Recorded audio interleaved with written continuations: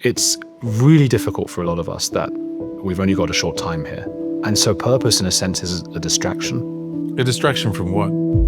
The abyss. Mortality? Yeah.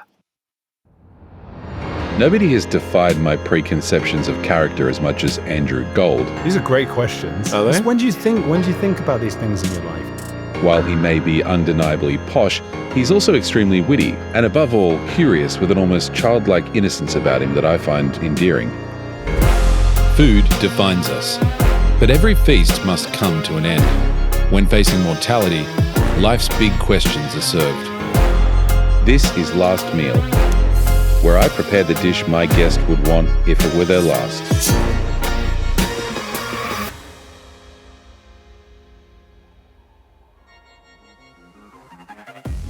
For anyone at home who doesn't know who you are, can you explain yourself? I refuse the concept that someone might not know who I am, so I won't explain. No, I'm Andrew Gold. I'm a journalist. I initially made things sort of Louis Theroux kinds of things, documentary gonzo, looking into UFOs and exorcism, then moved into YouTube, looking into cult ideologies. Now my channel, Heretics, is very much looking at some of the cult ideologies that annoy my friends if I talk about them. So the woke stuff, the culture wars, in a nuanced way, but with quite sensationalist titles and thumbnails, because you just have to make a living, don't you? It's the only way to get people to click the bloody things, but the conversations are nuanced. And that's who I am, I suppose. I speak some languages. I'm all very proud of that.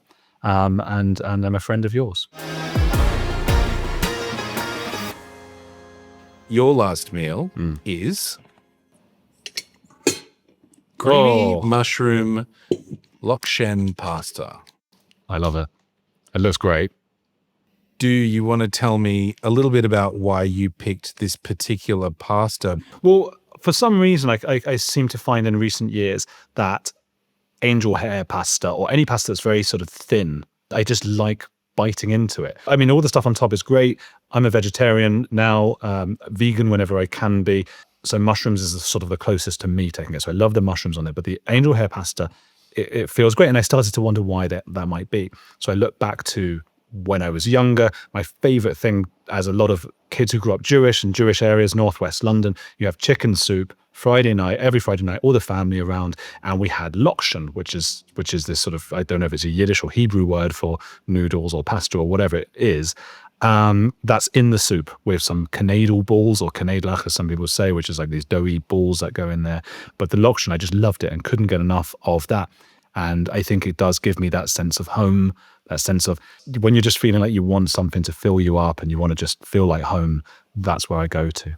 It's amazing how much when people talk about comfort food, it's often things that they had growing up. What was your childhood like? It was very chicken soupy. It was my childhood. I had a lovely childhood, and I know, I mean, I'm incredibly fortunate in that respect because a lot of people don't. Lots of love in the family. My parents got divorced when I was 10, so obviously not that much love between them. I was like, I was shocked. It was horrible, and you start to make everything about yourself, and it's all really. But you're 9 years old.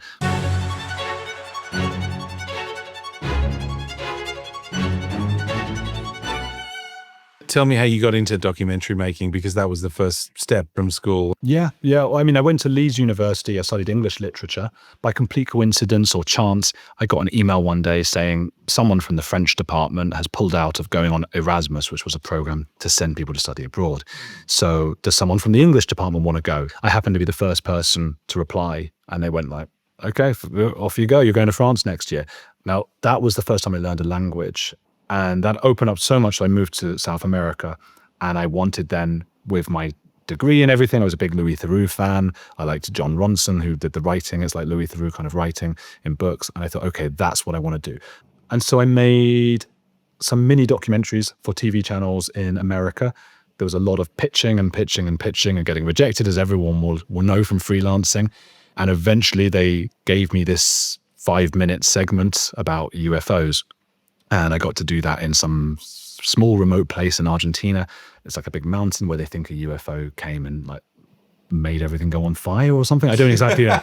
There was like a shadow one day on the trees, and they were like, right, well, that's an alien that did that. So that was great fun. And then I did one on cheating, infidelity, because I noticed they've got this thing called Noche de Trampa, which is cheating night, Thursday nights. Now, most Argentinians don't even know about this, but it is a thing that happens there. And I thought, okay, can I do that? Did you say Thursday nights? Thursday nights was cheating night, yeah. So every week. Every week, Thursday night, you go to these bars just around like the main parts of central Buenos Aires, and you start asking people like, which we did for research, like, are you here for like the Noche de Trampa, like for the cheating night? They'd be like, well, actually, yeah, we both have different boyfriends and girlfriends and we're here together. And we ended up, oh God, talking to someone who worked for Ashley Madison, which is the cheating website. Oh yeah, I remember hearing about that. Yeah. Spoke to them. Wasn't that the website that got hacked or something like that? Did. And someone told, I never actually properly checked, but someone told me my name was on that list because I'd signed up to use it to try it out. Yeah. On the thing. No. So I tried a bit. I mean, it's mostly bots that reply to you anyway, and they got found out for that. I think it was mostly men and female bots. Ah, okay, right. You weren't really talking to women anyway. Damn it. So that was Ashley Madison, and then we got caught up in a whole thing, which I think you'd want to talk about because I can see on your list of notes to do with the English Virgin, the last English Virgin. Yes. And so then I went on like one of the biggest TV shows there, which is like a live show where they ask questions. And that's the last time that I went somewhere and I could see, like you've got, a piece of paper with loads of questions to ask me. I got there early and I thought they were going to be nice to me and like, oh, what's your show about and all that. And I could see it said, if this guy is a dick about me, make sure to push him about the Falkland Islands. And I was like, oh, they're not going to like me. Shit. And it was all in Spanish as well. So, and I just only arrived in Argentina like 6 months earlier. So I was suddenly in a panic, like, oh, they're not, it was all not very nice, the questions. Yeah. They ended up grilling me for an hour, like really, really going at me. And they were just saying like, oh, so they don't cheat in England? And I was like, yeah, of course they do. But I'm in Argentina. I made a thing about the thing. I'm not trying to compare all that. They're like, oh, what about David Beckham? What about John Terry? And Andrew, don't you like sex? And I said as a joke, I don't know, I never had it. But no one laughed. No one laughed. It was just silence. And then they moved to the next question. And I was like, oh, no, but that was a joke. And it was too late. And under me, they had this thing saying, Andrew Gold, the ultimate English virgin. And for months after that, in the streets, people would go, hey, it's the ultimate English virgin. Like in Spanish, they would be shouting at me on the streets. Mad. And even years later. And you decided to stay there? Despite that, because I met my partner, unfortunately, my wife, and she. No, I mean, I had to stay there, being called the ultimate English virgin. She's actually in this room. For anyone who's wondering, oh, sweating in here. It's quite hot, isn't it? But she even had like friends or people she worked with years later who then remembered, oh, that was the English virgin. That's your boyfriend. So embarrassing for everyone. But I like how that started. But okay, so you started making these documentaries. Yeah. We made this exorcism film. It's just a friend of mine and me. Like we couldn't get it sold basically. But it was an exorcist who was a nutcase who I think was taking advantage of the women there. The documentary went much better than we had hoped. And as any documentary maker knows, with those kinds of documentaries, you're relying on a lot of luck. And we got lucky because the guy was so nuts that he sort of threatened me and it looked like he was going to try and kill me. And it was very scary in the moment, but afterwards, me and my friend David thought, oh my God, we've got all that on camera. Spent 2 years trying to sell it to the BBC, LinkedIn, just anyone with a BBC email, hello, please can you watch our film? It took about 2 years until someone finally said, look, if we watch your film, will you just fuck off, you know? I said, yeah, please watch. And we had 2 weeks after that, David and I were like, oh my God, please, it's the opportunity, we need this. And 2 weeks later, they said, yeah, we'll take it. Didn't really pay us any money, paid us like £6,000, which we then had to spend on all the changes they needed. We spent about £10,000 on that, like to get lawyers to check things and all that stuff. They also insisted they take worldwide rights, which is really important because even if they'd taken it for free in the UK, we could then have said this is a BBC film and sold it around the world and made, I don't know, 20, 30, 40,000 pounds or something. But they insisted on worldwide rights, even though it's the BBC, it's only really shown in the UK. They didn't sell it elsewhere and they were never planning to. The reason I mention all that is because the BBC talks all the time as though it is there to help young people who are trying to break into the industry. Our documentary had won festival awards. We had worked our asses off for 2 years. We should have been, we felt, exactly who they were trying to boost up. But really they were trying to screw us, and they did. The film went on to win, even at the BBC, Best of 2018. It was in their list of like 20 films, the best things they'd done that year. It was well reviewed and all of that stuff. Then I went and spoke to them for what's next. And I had all these mad ideas because of the languages that granted me access to some of the maddest things you've heard. So, Bolivians who make people stand in anthills. So if they've been adulterers, if they've cheated on their wife or husband, they have to stand in anthills. And that's in Argentina. That's just a Thursday night. Yeah, exactly. Argentina, they're all a Friday morning. They're all in the anthills. In Bolivia, that's allowed because of some sort of UN rule to do with indigenous people and indigenous laws. So they're allowed to make people do this, and they do quite horrific things. Or gay conversion in Ecuador, where they kidnap people. So just like mad stories, exactly the kind of thing the BBC would usually want to cover. I was telling this whole group of people, it was basically these 3 young women fresh out of university, BBC assistants, and they looked at me like I was dirt, just utterly uninterested. And the question kept coming to me, but why you? Why would you do this? Why would we have you on screen? And I was like, well, hang on. I've just made this exorcism film. I've made stuff before. I speak the languages. I found the stories. They're I'm the journalist here. And they were like, that's usually how it works. Yeah. But they were just like, okay. And just ignored me, weren't interested. And they said, because you're a white man, we can't bring this to the BBC or Channel 4 with you on screen as the journalist. You have to be off screen. And we would have somebody who's from a minority background on screen. And the first few times I heard that, I was like, okay, but I've got this can-do attitude, I think much like you. And I was, fuck it. Okay, I'll just keep going. But then it was 4 or 5 years working minimum wage, different jobs, trying to make ends meet. Like I said before, watching all my friends succeed in different ways, feeling that pressure. And eventually like, shit, this might not happen. Like I'm pushing and pushing and pushing, but I'm getting the same answer every single time. And I was told not to speak about it. Everyone said, you speak about that, that's the end of your career. So you're in this position and you can't even explain to people why. That was really, really frustrating. And eventually I never thought it would get to that, but I had to give up on that and start my own podcast. And sort of, I guess a big part of me was going, I'll prove you guys wrong, because some people, when I said this was happening, said, oh, they're just making excuses, or they didn't say that. Maybe you're just not good enough. So I thought, hey, what's the hardest thing? To become a podcaster or a YouTuber and have like success from it and actually earn a living from it. Like 1 in 10,000 people do. So if I can do that, that will show that they were wrong. That was what was driving me. That will show them like, hey, I must be quite good at this, at least. Good enough to be able to do my own stuff if I found the stories and they like the stories. And that's what got me going. But it was hard. I've talked a lot on my channel, obviously, about sensitivities around wokeness and stuff. And I know that it's really sad and hard for people who feel they've been subjected to racism and stuff like that. Look, I'm Jewish. My whole life, I've heard horrible things, often from friends or people who didn't even realize I was Jewish in front of me, horrible, horrible things about being Jewish and stuff like that.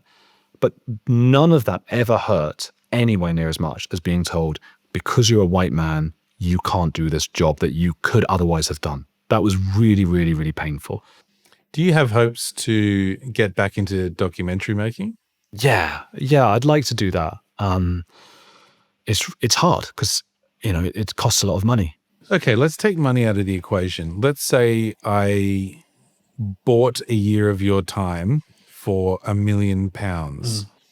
And what I want you to do in that year is to create something, right? You can create a documentary. You have to use this £1 million and you're not getting anything else from it. It's just the $1 million. You get paid a certain percentage of that, and the rest you can spend on whatever you want to do. You can continue one of your podcasts, go for bigger guests. You can do another documentary. You can make a feature film. You could write a book. Anything you want to do. What would that be? Then, I'm making a documentary series, 6 episodes. That's what I grew up watching, like the Exorcist thing I did. But the stuff, again, that the BBC wouldn't touch, that ITV wouldn't touch. I would look at trans in a different way. One thing I've been thinking about recently is looking at like those people who go to protests. There's been a lot of stuff on YouTube that people do that does really well, but it just doesn't intrigue me enough, where people go to a crowd of people and they say, hey, why are you here? Or do you know about the river and the sea? What sea is it? What river? When they're talking the Palestinian thing. And they go, oh, I don't know. Like, right, so why? And it's good, and it shows how stupid a lot of people are who are going out and protesting. But it doesn't grab me.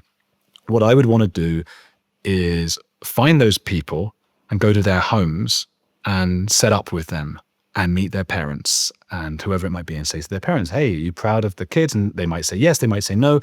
And to sort of go on that journey with those people who are so different from me and try to humanize them while also trying maybe to persuade them a little bit very slowly and building up a whole 1 hour kind of documentary where I'm hanging out with these guys. I'm trying to understand them because I think that's lacking. And I would try and make 6 or 5 or 4, I don't know, episodes, make this into a series. One would be on Palestine and Israel. One would be on gender.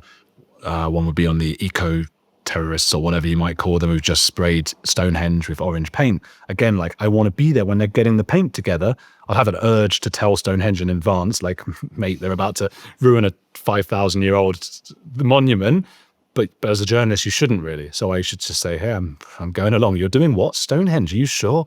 Like how that would be captivating to me and so exciting to me that in the moment when they're like in the meeting going, Stonehenge? Yeah. Like, whoa, like what? We're doing this? And I would go along and I'd see them do this awful thing and show the world and not just like do a gotcha and try and understand what happened to make them get to this place. That's what I want to do. So that's basically what grinds your gears about life. That's what you'd like to get back to if you had the means. Is that right? Yeah. How much do you think having that, I don't want to call it a passion because I don't put words in your mouth, but like I guess it's a purpose in a way, contributes to a life well lived? Well, it's why people join cults, to have purpose and drive, you know. It's really difficult for a lot of us that we've only got a short time here. And that's hard. That's really hard. And sometimes you think, okay, maybe I can live forever. But that in some respects, that's even worse. Like what? Like after 10,000 years? What do you know, so there's no answer if you like living. And so purpose in a sense is a distraction. And a distraction from what? The abyss. Mortality? Yeah. If I told you you had a week to live, how do you think you'd spend that week? I'm curled up in a ball. in bed under the covers, moaning, crying, getting a cuddle from my wife, and being incredibly upset. What if you had a month? Yeah, the same. What if you had a year? I'd sort of walk around feeling really anxious for a few months. I don't think I'd go and enjoy like, okay, now I'm going to jump out of a plane. I would just be so tense and upset by that I wouldn't be able to enjoy it. Right. These are great questions. Are they? Because when do you think about these things in your life? That's the point of this show.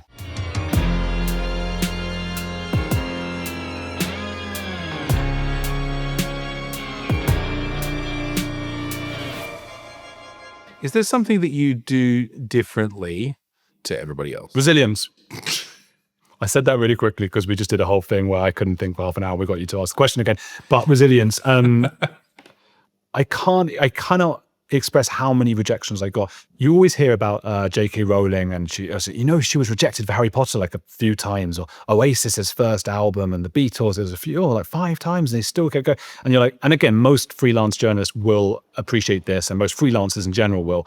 I was sending out for about 8 years, I was sending out probably 100 emails a day to just anyone.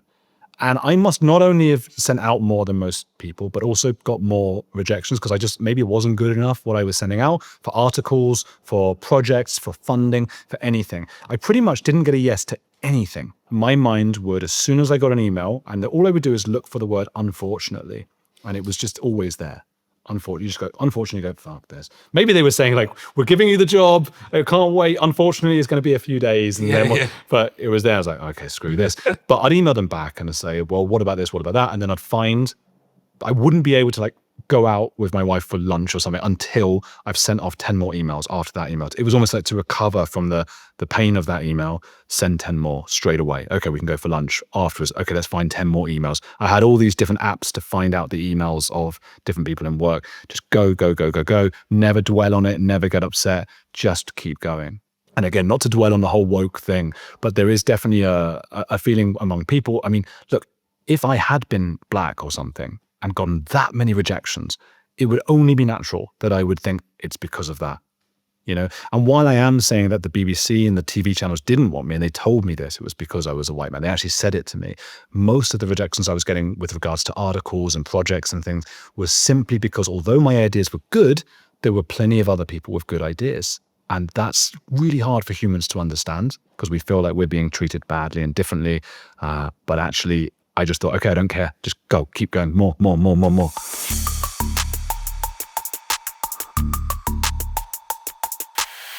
Okay, what's the most sensible thing you've ever heard anyone say?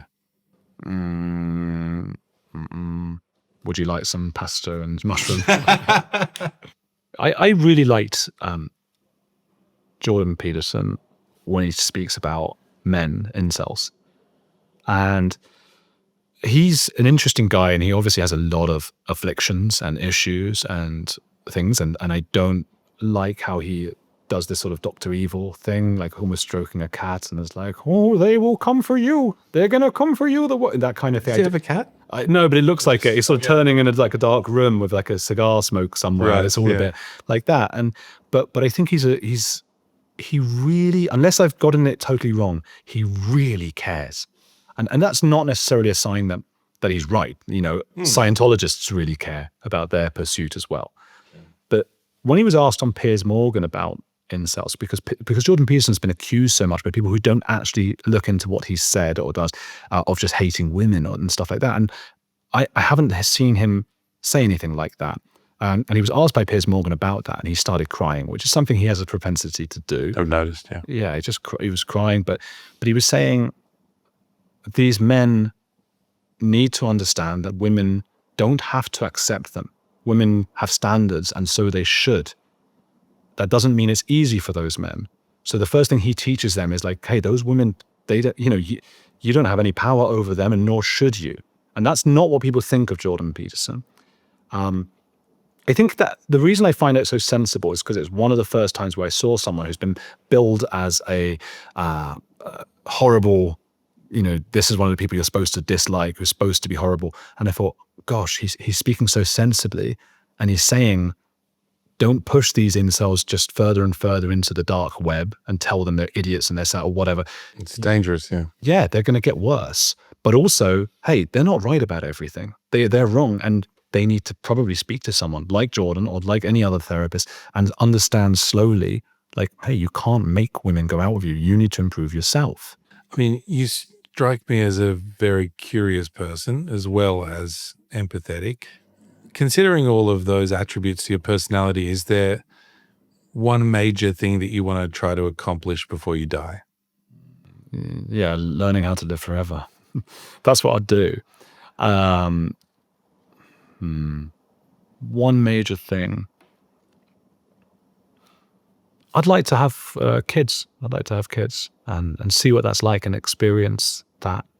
You see what that's like. Like, you know what? I don't like it. Yeah, I think I might not. Yeah. What do we do with them now? I'm sure I would. I think, look, one of the issues, I mean, this goes back to Shakespeare's sonnets, not to sort of intellectualize the whole topic, but it goes back to this idea of if I'm going to die, how do I prolong myself, right? And Shakespeare dealt with that through the sonnets. He was looking, that's why I was so attracted to the sonnets when I was a teenager. And I couldn't quote a single word of it because that's, but in case you asked me. I'm not going to ask. That's what my mind does. It's like everything I say, I'm thinking 10 different, like what thing could he then think and do next? Yeah. What's going to... Can you recite one in Portuguese? Thank you. That would kill me. But yeah, he starts with like, okay, maybe my pen, maybe writing, like that's how I live on. But that's not very satisfying. That's a sort of metaphorical argument. It doesn't really do anything once he's gone. And then maybe through his work or through another boy that he seems to like, maybe through procreation. And it's something I've seen in a lot of men who and it can curb your ambition a little bit, but I've seen a lot of men who were really ambitious, and with that ambition comes fear of death, fear of aging, fear of the abyss. And suddenly, hey, I've got these 2 lives to look after. You've done your thing. Maybe that fear of death is evolution's way of saying to you, come on, have some kids, and help, and they do seem to then be a little bit more focused on those children. That's something I'd love to experience. There's so many things in life you want to experience, maybe certain drugs or having a dog. So legacy is what we're talking about. No, tricking my head into my evolutionary want of kids, maybe deep down comes from a need for legacy, but an experience of like what it is to be human and to have these like things. And look, when I thought I was going to die when that exorcist was having a go at me. And that sounds hyperbole, but I'm in like the suburbs of Buenos Aires in a really impoverished area, really dangerous. He was livid, and he's in this, that's the kind of place people disappear from. And I thought he was going to kill us, me and my friend David. But a small part of me was, I was shitting myself because I'm not a brave person. A small part of me was like, this is pretty cool. Like, I'm in this like weird exorcist church in the middle of nowhere. No one knows I'm here except for me and my guy David here with the camera. And he's screaming at me in Argentinian Spanish, which I now understand as of 6 months ago. And I'm sort of going like, oh no, but this didn't happen. And, we've got the camera outside and I've got my microphone still recording. And I'm like, this is pretty damn cool. I like this. 99% of me really scared. So I guess it's just like experiencing lots of different weird things. And I think having kids might be the weirdest, even though 90% of people do it. Yeah. It would definitely be weird for people like you or I, though, who are getting on a bit and have certain lifestyles. Yeah, well, how do you do that? Within which kids don't typically fit. Yeah. And so it would be a little bit strange for us, I think. The penultimate question is, what is a lesson that, had you learnt it earlier in life, would have changed the trajectory of your life?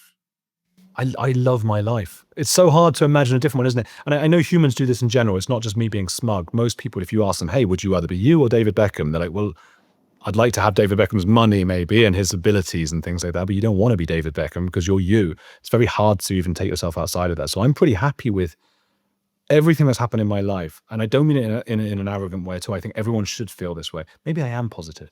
Everything has led really positive. Yeah, it's all led to this, to where I am right now. And I mean this metaphorically, but also physically right this second. There's nowhere I'd rather be. So that's a compliment to you, in case you missed it. But there isn't. So that's lovely. I mean, there are things I could have learned earlier, but it would have been too early maybe, and it wouldn't have worked right. One thing that I wish were taught at school to people is not just that, like, hey, Nazis are bad, but that Nazis, like Germany didn't just suddenly everyone was evil. That doesn't make sense. It's nonsense. They thought they were doing good. Every single one of them. Well, not everyone, there's psychopaths as well. But a lot of them, and probably Hitler, thought they were doing real good. The Bolsheviks, they thought they were helping. Every single one had an ideology. They wanted to help. And I think that wasn't taught at all at school. Like, hey guys, we'll just tell you this once, there's going to be a lot of things, particularly when you're 15, 16, 18, whatever, but that will change. And there'll be other things in your 20s and 30s where you feel really, really passionate about something. And so you should.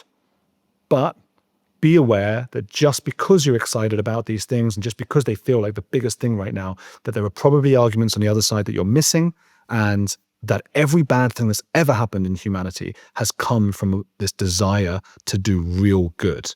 That's maybe a controversial opinion. No, that sounds like the answer to my question. What's one of the most sensible things anyone's ever said? Well, thank you. Well, Andrew, thanks for being on Last Meal. And let's tuck in together. Let's do it. Cheers. Cheers, mate. Andrew's self-made career and commitment to his goals despite various setbacks pair well with his autodidactic nature and deep curiosity about the human condition. All traits I admire greatly and strive to possess more of. And that's all for me.